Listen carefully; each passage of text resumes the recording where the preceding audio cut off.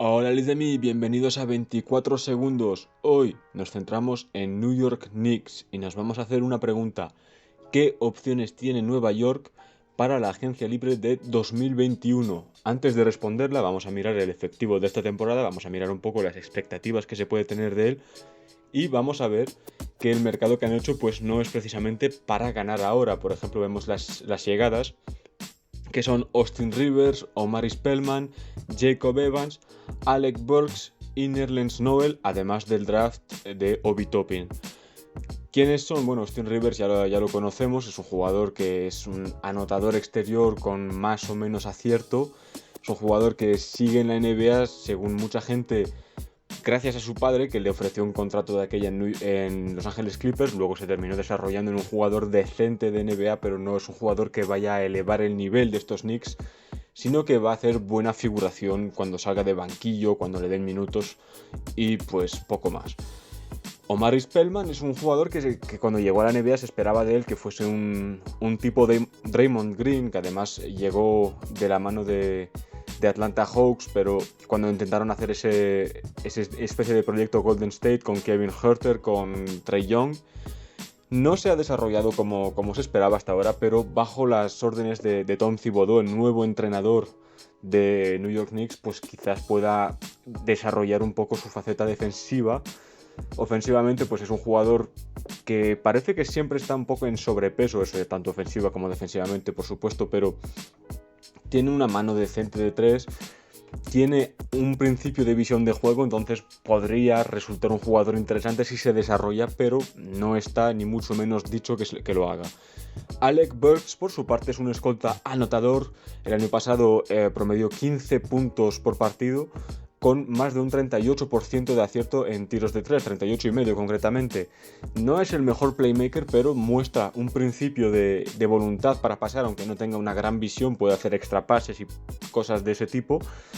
Y es un jugador serviciable en defensa. Entonces es un jugador que para mí no es un fichaje intentando meter al equipo en playoffs, pero sí intentando maquillar quizás este efectivo, intentando hacer que performe, como por así decir, que tenga mejores resultados de los que tendría si no, para ser un equipo, pues es exactamente de cara a 2021 a la agencia libre un poco más atractivo, porque no es lo mismo ir a un equipo que sobre 72 partidos, digamos que ha hecho 20 y 52, 20 victorias para 52 derrotas, que un equipo que termina con 30 y 42, entonces con jugadores jóvenes en el core, y puedes decir, oye, son jugadores en progresión, un equipo que acaba de ganar 30 partidos, es algo decente, aceptable, y entonces pues ya empieza a ser más atractivo el proyecto.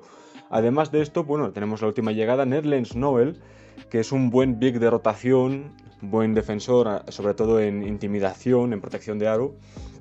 Le falta un poco de cuerpo a veces, ¿no? Es un jugador que siempre ha sido muy delgado y no es el más técnico, no es un jugador al que le vayas a dar el balón y que vaya a organizar el equipo desde el poste, pero es un jugador que en su rol de probablemente saliendo del banquillo en este equipo, como hizo en Oklahoma el año pasado, pues va a aportar minutos de cierta calidad y también ayudar a maquillar un poco el récord final del equipo.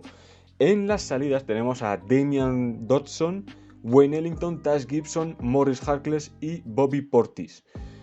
Damian Dotson es un buen tirador exterior, sobre todo en movimiento, es un jugador que habría aportado bastante a este equipo, no sé cuánto habría costado traerle de vuelta para un proyecto que no es ganador, porque para estos tipos de proyectos se suele tener que pagar un poco más a los jugadores, no sé si habría aceptado un contrato de un año, si se lo hubiese firmado más tiempo, pues podría haber puesto en peligro las opciones de cara al mercado del año que viene, que es para lo que realmente se está preparando Nueva York.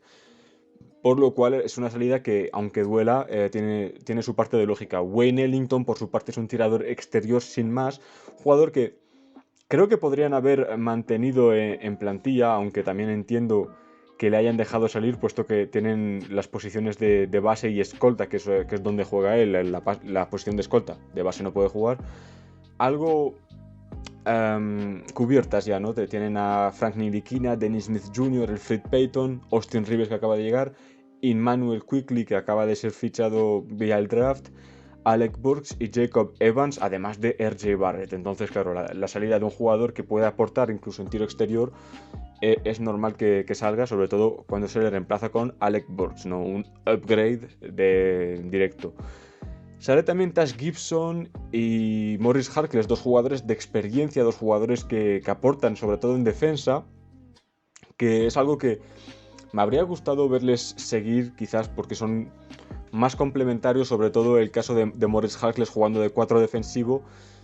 Eh, Traen a Obi Toppin mediante el draft, que es un jugador súper ofensivo, que defiende muy mal, ha sido horrendo en defensa en Dayton, ya hablé de él en los perfiles del draft, y no parece que vaya a ser lo contrario en su primera temporada en NBA.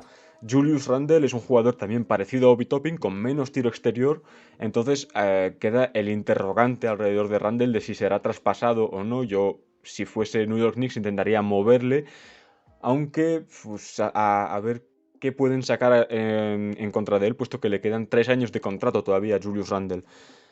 En la fase interior pues tienen aparte de esto a Mitchell Robinson, jugador de enorme potencial todavía, Nerlens Noel que acaban de fichar, y poco más, sí, Omar Spellman solo. Entonces me habría gustado ver seguir a quizás Tash Gibson, para que trajese un poco esa defensa, ¿no? Ese nivel defensivo, ese rigor defensivo, y poder enseñarle a Obi Toppin también lo que es el trabajo en defensa. Aunque en las manos de Thibodeau quizás también le pueda moldear hasta ser un defensor decente, no esta temporada desde luego, pero quizás dentro de 1 o 2.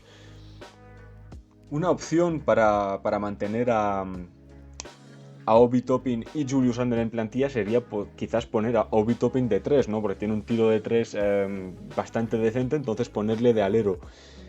Esto sería un verdadero desastre en defensa, pero creo que al principio pues es lo que va a tener que hacer un poco Thibodeau para encontrarle minutos de verdad para que crezca Obi Toppin y para poner a Julius Randle en cancha, porque Mitchell Robinson es un jugador que no creo que vaya a negociar demasiado Thibodeau en su rotación. Mitchell Robinson y Nerlens Noel son dos pivots que intimidan mucho, muy defensivos, y eso le encanta a Thibodeau, sobre todo que para mí Mitchell Robinson tiene una comparación clara en NBA. No me gusta comparar jugadores directamente, pero me recuerda mucho a un DeAndre Jordan, por lo cual es un perfil que puede ser bastante atractivo para Thibodeau, para desarrollarlo y eso. Un dato curioso sobre estos New York Knicks es que siguen pagando a Joakim Noah, ¿no? Un jugador que cortaron hace ya unas temporadas, le siguen pagando 6 millones y medio que cuentan para el salary cap de este año, pero ya desaparecen, es la última temporada que le tienen que pagar, y se van a presentar en 2021 con 62 millones libres a día de hoy. Entonces, a la pregunta que me hice antes, ¿qué opciones tiene New York Knicks para la agencia libre de 2021? Pues con esos 62 millones pueden ofrecer un contrato máximo a un jugador como por ejemplo Antetokounmpo o Kawhi Leonard si sale al mercado.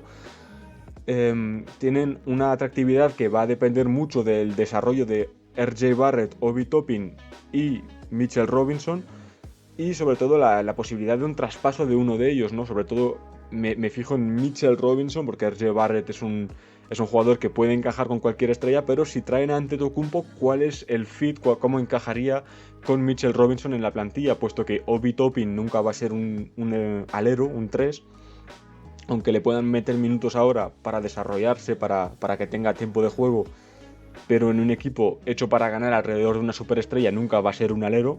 Entonces, si fichan a Antetokounmpo, tendrían que jugar con Obi Toppin de 4, Antetokounmpo de 5, que puede ser la posición que más desbloquee el rendimiento de Antetokounmpo, puede ser bestial jugando de 5, pero, claro, ¿para qué mantener a Mitchell Robinson en esa situación? O quizás tenerlo como jugador de banquillo y deshacerse de Nerlens Noel, que viene con un contrato de 1 año, creo. Entonces, ahí habría cosas que mirar. Es verdad que Mitchell Robinson va a ser muy barato todavía durante una temporada al menos. Entonces, pues pueden jugar la primera temporada ante Antetokounmpo con Robinson, pueden intentar sacar algo en contra de él para seguir construyendo el equipo con Antetokounmpo. Veremos. Esto pasa también probablemente por el abandono del proyecto Kevin Knox. Kevin Knox es un jugador que en instituto apuntaba a superestrella, que en su paso por Kentucky decepcionó un poco, pero se le atribuyó las razones de ese fracaso, de esas performances un poco por debajo de lo esperado al juego universitario. Se dijo que no era el juego para él, que en un juego más abierto como la NBA iba a hacerlo mejor, y esta temporada no llegó a 10 puntos por partidos, no llegó al 40% en tiros de campo, por debajo del 33% en tiros de 3, un desastre en defensa, por lo cual el proyecto Kevin Knox debería ser abandonado como puedan, cuando puedan, ya sea mediante un traspaso, mediante un corte, preferiblemente un traspaso a cambio incluso de una segunda ronda condicional, algo que nunca lleguen a tener, los derechos de un jugador que está en Europa y que ya tiene 30 años, para así liberar un poco más de masa salarial, llegar a 65 millones y poder ofrecer el Supermax a Antetokounmpo y un contrato de 25-28 millones a un segundo jugador, quizás un base si Ntilikina no se desarrolla, o un escolta, algo que poner junto a RJ Barrett y un eventual Antetokounmpo, un eventual Kawhi Leonard. Una cosita más, el desarrollo de Frank Ntilikina, Frankie Smokes, un jugador defensivo que en ataque ha tenido sus máses y sus menos, sobre todo orientado hacia los menos. Bajo Thibodeau puede tener minutos, puesto que es un entrenador de corte defensivo, sabemos que es un maniático de la defensa directamente, y Frank Ntilikina pues cumple con esas funciones que le gustan ver a Thibodeau. Puede jugar incluso minutos con RJ Barrett de 1, puede jugar con Ntilikina y Barrett y darle la responsabilidad creativa a Barrett. Entonces veremos qué puede hacer por ahí, veremos cómo termina la temporada New York Knicks también, porque si termina la temporada, como dije al principio, en 30 y algo victorias, si consiguen ganar 30 partidos o alrededor de eso, va a ser un proyecto mucho más interesante que un equipo que gana entre 15 y 22 victorias, por ejemplo.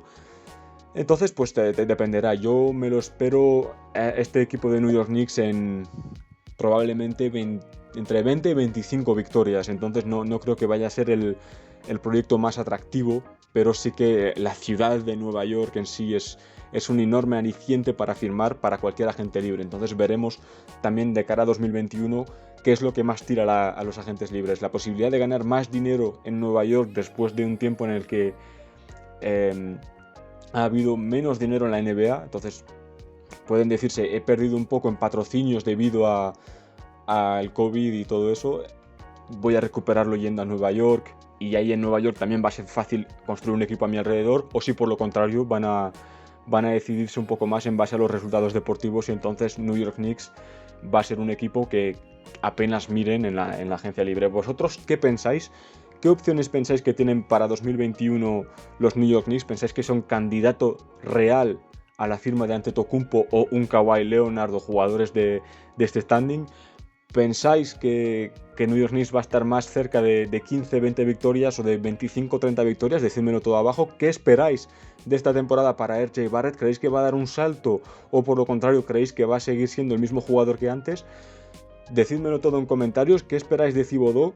¿Pensáis que un jugador bajo Thibodeau, que sabemos que juega muchos minutos con sus titulares, va a llegar a 40 minutos por partido? Este jugador sería probablemente RJ Barrett. Decídmelo también en comentarios. Quiero saber todas vuestras opiniones sobre los New York Knicks de esta temporada.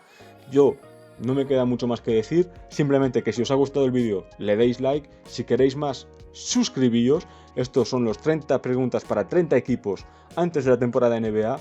Muchas gracias por estar aquí conmigo en 24 segundos.